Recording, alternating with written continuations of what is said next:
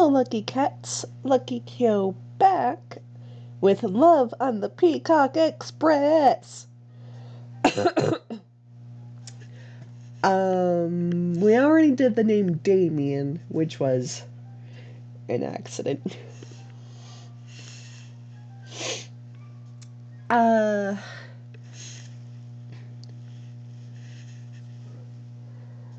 Let's go with Clara.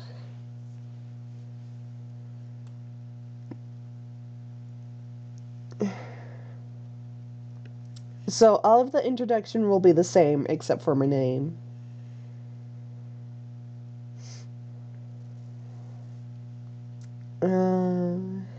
You make fall colors look good. I'm not sure how that will show on my annual review, but I appreciate it.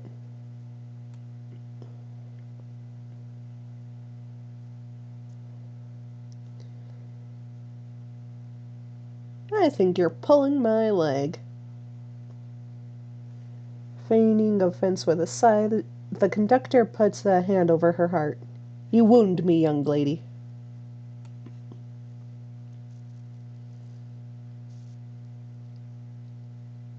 Nice hat.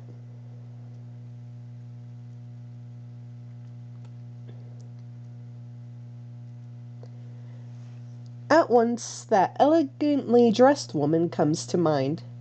She seemed sweet, if a little high maintenance. Full screen, please.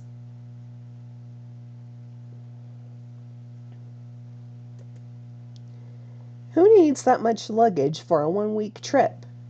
I spotted more than one designer label on those bags, and on her cute little clutch, too. Ma'am? Let's go for it. Is her cabin free? I quickly point out which woman I mean. The conductor smiles at me, as though she knew all along who I'd request. Just don't get too starstruck. Before I have time to ask any more questions, I'm hustled inside the train. In no time at all, I find my compartment and enter without knocking.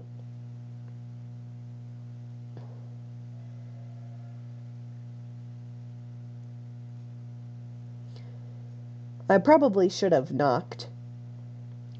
The woman sits there looking out the window with a forlorn expression. I get the sense that she's looking at something much farther away than the stationary train next to us in the station. Wherever she is, it takes her a moment to come back and notice me, but she does, blinking once in surprise. Oh, hello. The moment she smiles, it's like the sun is shining throughout the whole room.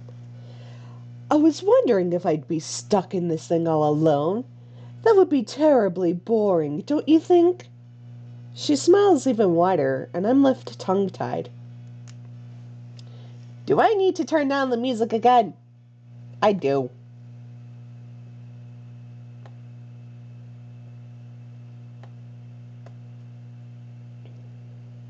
Why is there a voice volume if there are no voices?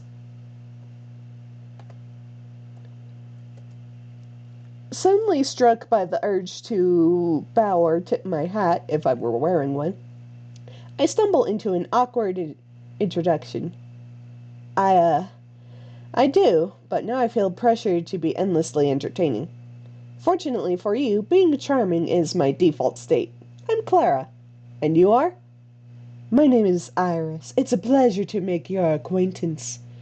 Iris stands up and offers me her hand. I shake it, hoping my palms aren't too sweaty. The pleasure is all mine. Iris settles in her seat, smoothing down the hem of her dress. She's got that sort of perfectly practiced elegance that I could never master. I was always a little too rough and tumble to ever feel as comfortable in a dress as she looks.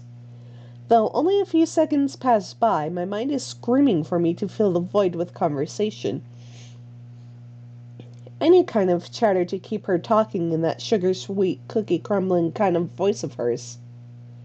So I do what I always do in new situations. I pry. Always get a little jittery before traveling. How about you? Saving that slot. Are you traveling for business or pleasure? Maybe my word choice was too easily misconstrued. She tucks a lock of hair behind her ear and smiles bashfully. I'm on vacation, actually. It's been a while since I was able to go somewhere just for myself.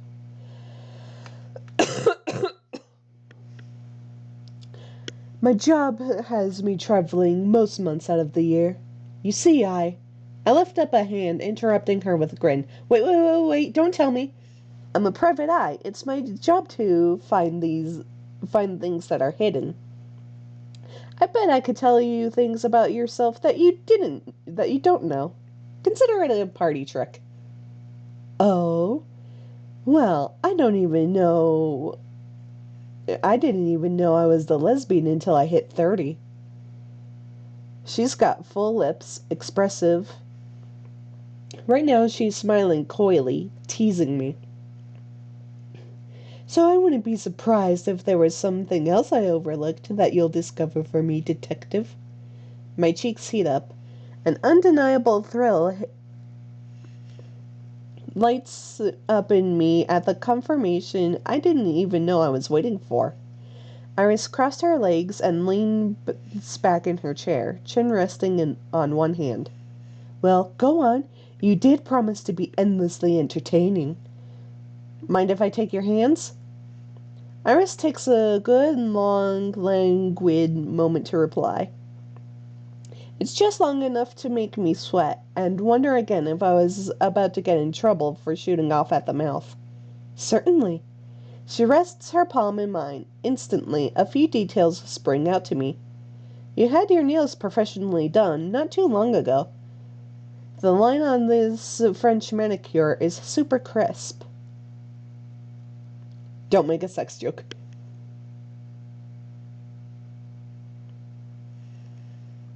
Do not make a sex joke. I turn her hands wrist up, brushing a thumb over her palm. Very soft, and you're left-handed. And when you introduce yourself, you instinctively reached out with your left hand before swapping.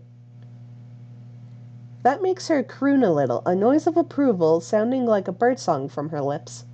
Nothing escapes your attention. Nope. Anything else? You aren't wearing a wedding ring.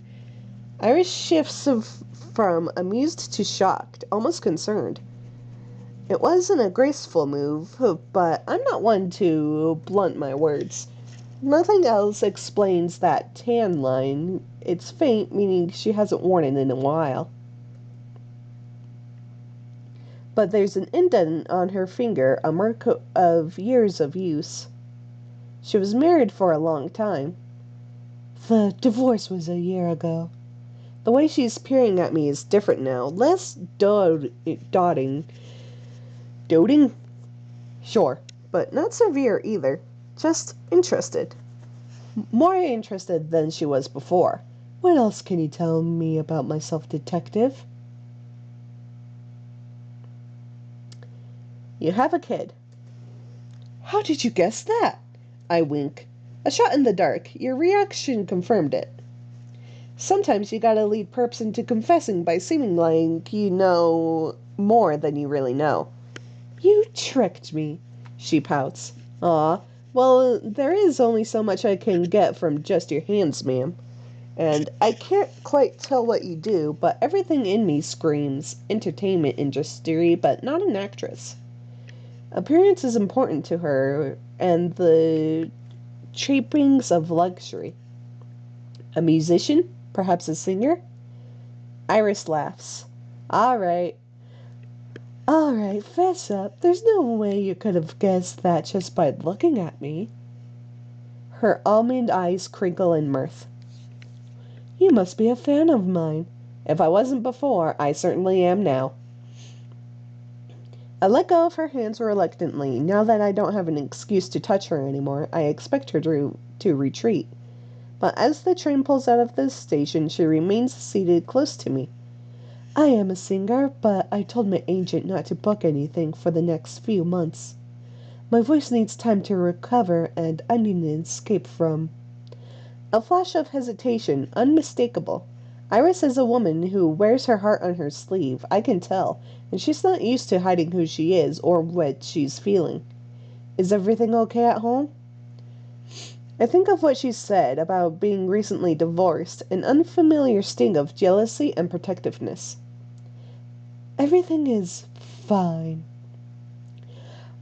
I don't want to worry you with my problems, darling. You're a perfect stranger. I'm the perfect stranger for this situation. Let me help you. Please. At least let me try.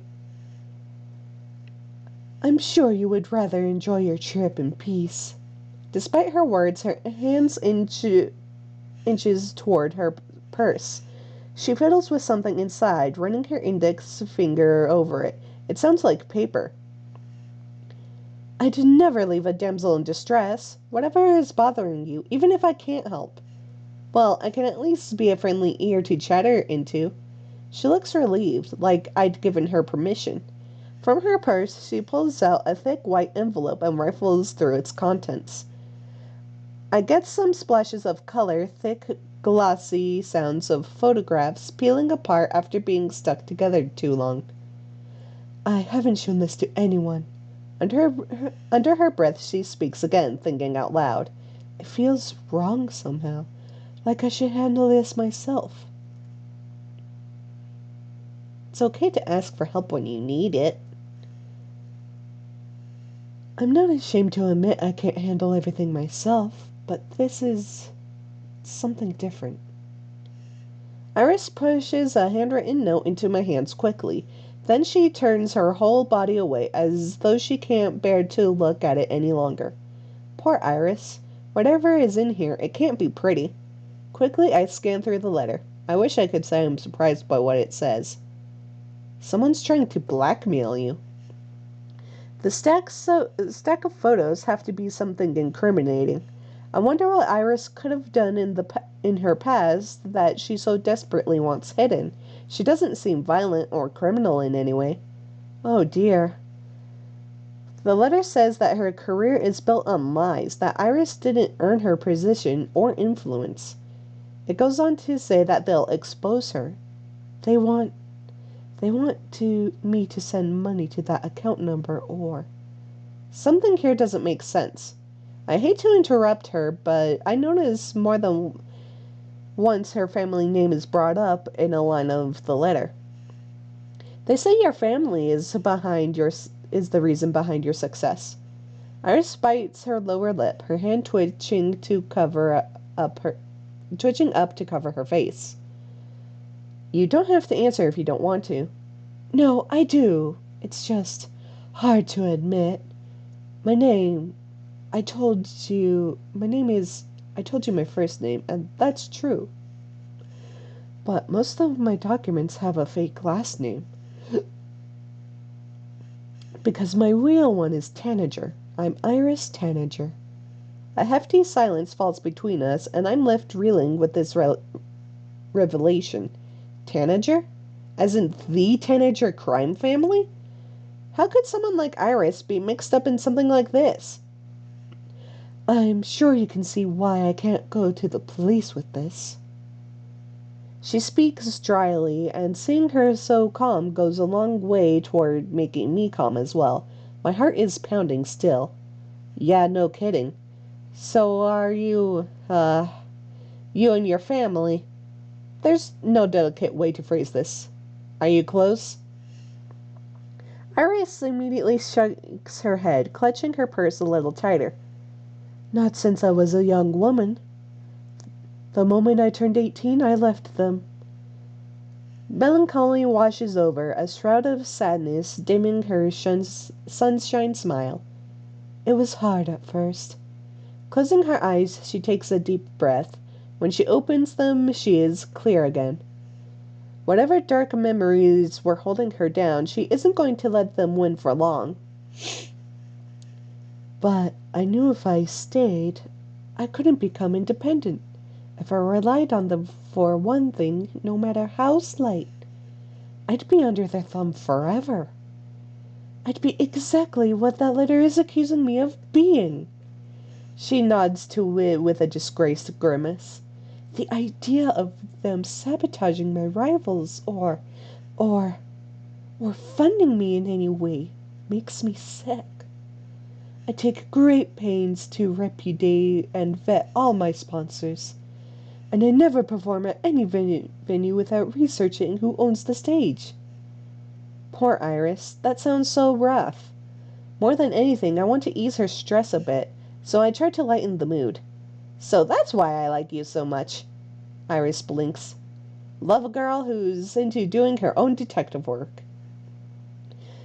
A startled laugh leaves her after a moment of stunned silence. Flustered, Iris can only wave me away. It'll be okay. I know, I've gotten out of worse scrapes than this. She sighs hugely.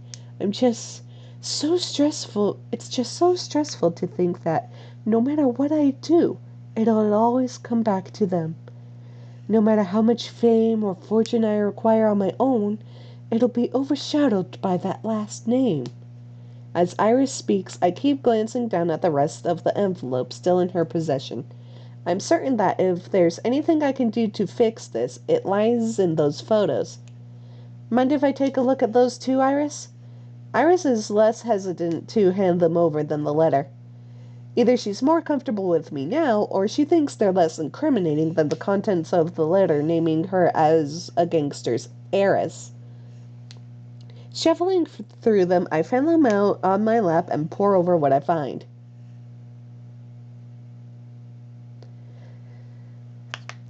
This photo of a suitcase is of a suitcase filled to bursting with cash. The suitcase has a note taped to it saying it's a gift. It's addressed to a name I don't recognize. Who is this? I tap on the name. My first agent. I know Iris says she's careful, but maybe. Was there a chance you slipped? Hired someone in cahoots with your family? Well, I don't know. It was so long ago. This is a pretty unassuming picture on its own. Just an empty stage, the walls painted lime green, the coat so fresh that the walls look shiny. Upon looking more closely, I see the stage itself is not what I'm supposed to be focusing on. The front row of seats are all cordoned off, reserved for a family. Were they there that night? No, and I have videos of that crowd, too. There's a note attached saying my family is the reason the venue sold out. But that's not true. Can you prove it?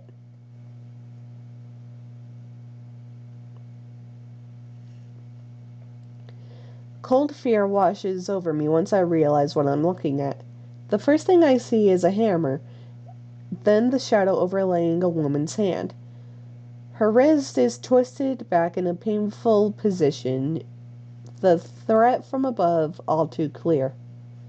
On the bottom of the photo is a messy scrawl. It reads, "Took out the competition." I shiver.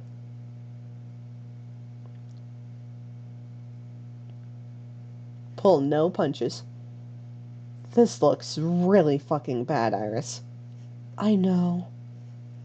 Look, like, genuinely, this looks like a still from a horror movie. Her eyes widen in concern. If you can't handle it, I can. I'm just saying, yikes. Iris looks out the window. Again, I see that strange look cross her face, the way she seemed when I first saw her. Lost. Whoever is doing this is going all out. Indeed. If even one of these got out in addition to my name being revealed. Iris just shakes her head. I know this isn't really an option, but do you have enough money to pay the sucker off? The amount of The amount our extortionist wants is pretty fucking ridiculous, even by pop star standards. No, even if I could. Her eyes flash with open pain. Ask my family for help. I'm certain they could spot me the cash. She says it bitterly. Offer Iris my vast riches that I probably don't own. If it helps at all, I could offer you all my wealth in the world. Oh, do tell. Here, I'll show you. Making a big show out of rifling through my pockets, I pull out some spare change and my ticket stub. Iris giggles. But about those pictures. Anything more you can tell me? I don't even know where to start. How about that one with the stage? Iris lights up the car with her smile again. It takes all of my self-control not to smile back at her like a big love-struck goof. My first full house. It was in El Legarto, one of the oldest clubs in the city. It was even a speakeasy in the 20s. Iris takes the photos from me. A few of them actually spark up a look of fondness in her eyes. They treated me like a queen. It's one of the happiest memories of my life. I was, 23, 24? I still had my first agent then. She disdainfully ignores the photo of the bribe and pauses over the most damning photo of them all. Do you know her? In the scene where I worked, everybody knew everybody. And we all knew each other's business, too. You couldn't keep a secret longer than a week in those days. What happened to her? Iris turns the photo upside down. She up and left one day. No explanation. Always figured she got pregnant. Being unmarried and pregnant is a scandal that might ruin someone's career today. Back then, woof. The more I pry at Iris, the more I start to sense some inconsistencies in the narrative. I don't get the sense she's lying to me, but something is bothering me about those photos. Wait a second, let me take a closer look. Take a look at these bills. The suitcase says your agent was the one being bribed, but you let her go in your early 20s, right? That's correct, she says a little guardedly. So look at the dates on them. Those were all minted last year, so they couldn't have been gifted to anyone decades ago. It's not that many decades. I'm trying to clear your name, Iris. We can fuss over your actual age later. You said they treated you well here? Yes, they did. And they comped all my drinks, and all my friends who worked backstage too. The memory makes her laugh, and the sound sends a little tingle down my spine. Focus, girl. You're left-handed. I point at the stage. Everything here is set for a right-handed singer. And the paint? You said it was an old club? Was it freshly painted just for your performance? Iris quiets down, thinking hard. No, they didn't. They wouldn't. Part of the charm was the culture around it, the sense of experience that only age can bring. Are you talking about yourself or the club? Iris raises an eyebrow, trying to seem stern, but I can tell she's pleased.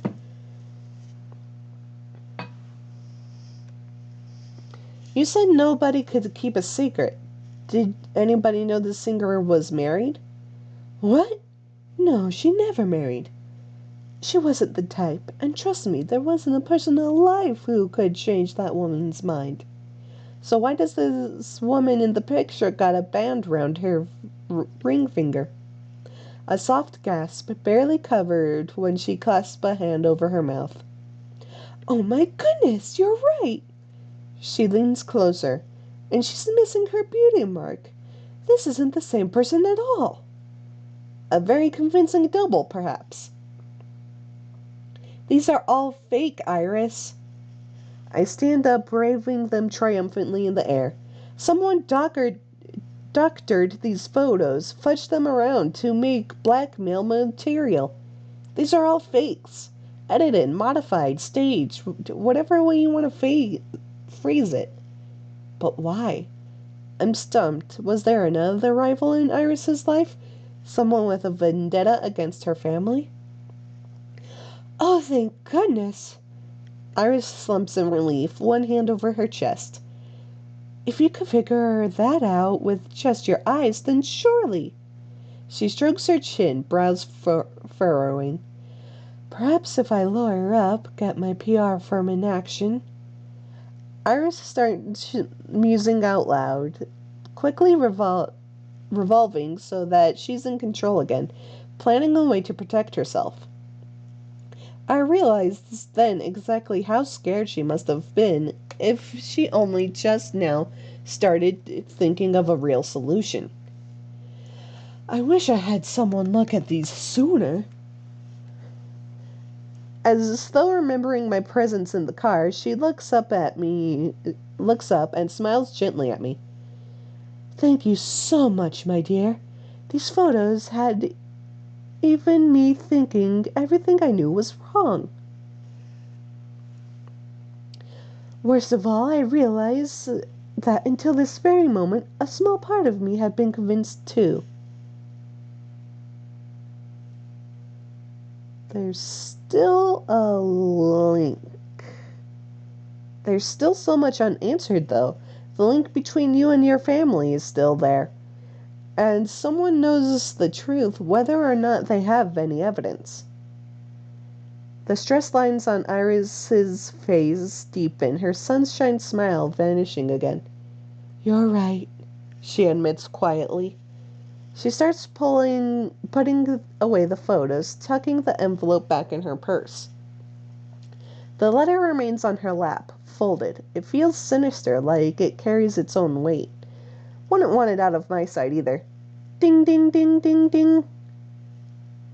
A cell phone blares out an unfamiliar tune, making us both jump, laughing sheepishly. Iris pulls out her phone and checks it. A text from one of my kids. I don't know if I can answer it right now. My head is still too jumbled.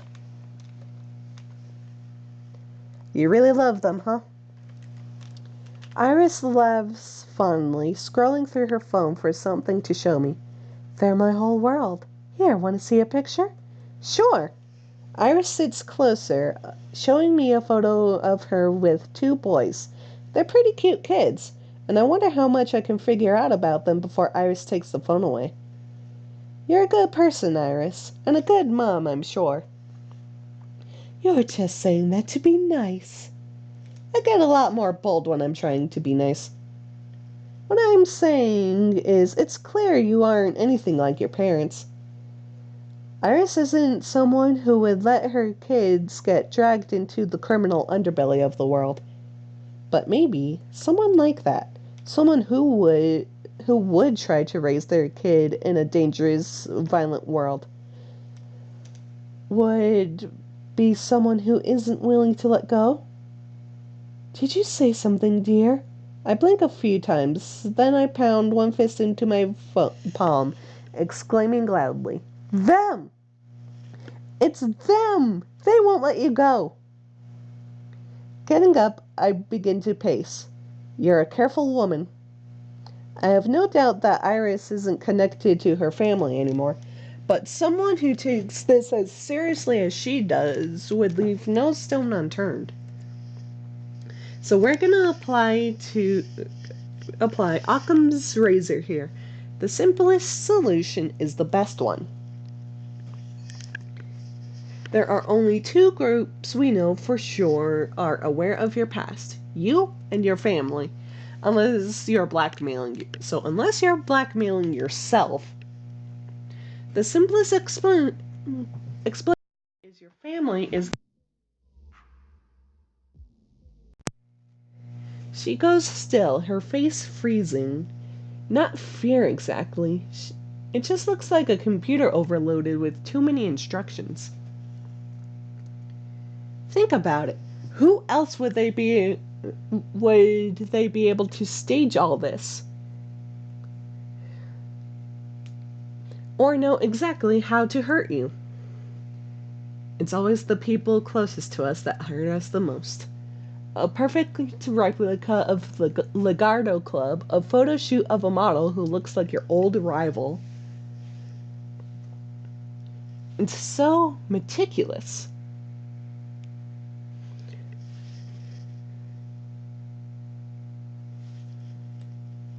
Someone devoted. I'm not doing good this run. Iris runs a hand through her hair, gazing out the window with that same lost expression. You okay? Just wondering if I'll ever feel free, I suppose. I've been on my own for so long, I refuse to owe them anything. I built my career with my own 2 hands. And changed my name on my own, bought my first dress, all with my own money that I earned. With a trembling hand, she pulls a linen kerchief out of her purse. But even after all of that, they still... Iris dabs her eyes, careful not to smudge her makeup. She sniffs once and then seems to settle down a little. She looks up like she's hoping gravity will help her keep any more tears from falling. They'll never own me. If I have to keep fighting all my life, I will. Taking the letter, she rips it right in half and lets the pieces drop to the floor. That can't have been easy. More than anything, I want to comfort her, but would that be out of line? That bright smile of hers lights up the whole room, to say nothing of her voice. I can see easily how she became famous. But when Iris falls quiet, the whole mood of the room drops down with her. Steeling myself, I sit closer and put a hand on her lap. I'm sorry, Iris. She doesn't respond. She just rubs one thumb over the back of my hand. Is there anything else I can do? I might not have the money and the lawyers she has, but maybe. With a finger under my chin, Iris draws my attention back to her. Thank you. But I haven't done anything. I just made some observations. I want to protest, but she stresses me. Then Iris surprises me with a long hug. A hug! Her body is soft under my hands, the scent of her perfume washing over me. I feel lighter than I have in months, and it's all because of your help. Drawing back with a smile, she strokes my cheek again. I feel like all I did was make you upset. More shocking than the hug, Iris beams. The effect on me is instantaneous. My mood lifted up along with hers. On the contrary, I was lost, dear. Too scared and tired to tell anyone. But you helped me realize. I've been fighting against my family for my whole life. This will just be one more battle, one that I'm going to win. I'm happy. She grins. I'm so happy I could just kiss you. A nervous laugh escapes me, heat raising in my cheeks as I try to joke along. Feel free. But then she does. Yosh!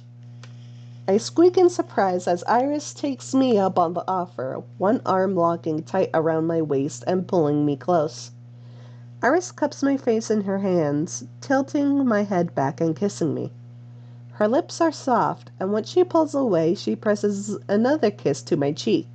I feel the imprint of lipstick, a rush of expensive perfume, and then I'm left on my seat, feeling thoroughly disheveled. That was, I'm gay. Flustered, I rub the back of my neck and stammer out a lot of things that don't make any sense, ending with, thank you. Despite the surety of her action, the way she'd grab me without hesitation, Iris seems a little flustered too. It's been a while since I've done that with anyone. Was it up to your standards? Oh, definitely. I wink. We can call that payment for my services. Iris sits back in her chair, eyeing me up and down with amusement.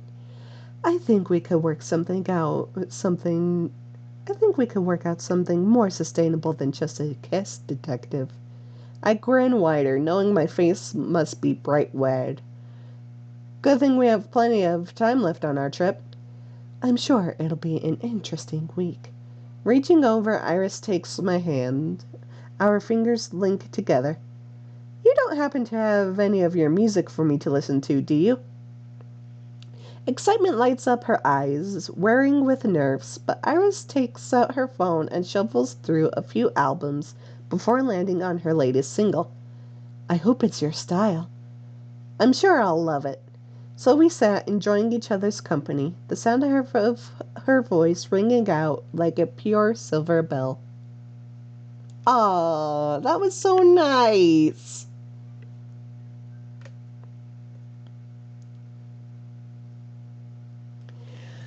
Oh, that's so nice.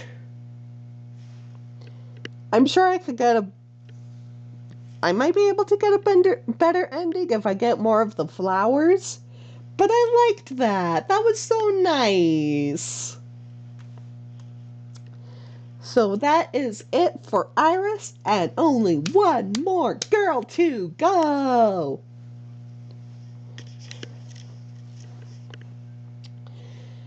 So stay tuned for that episode.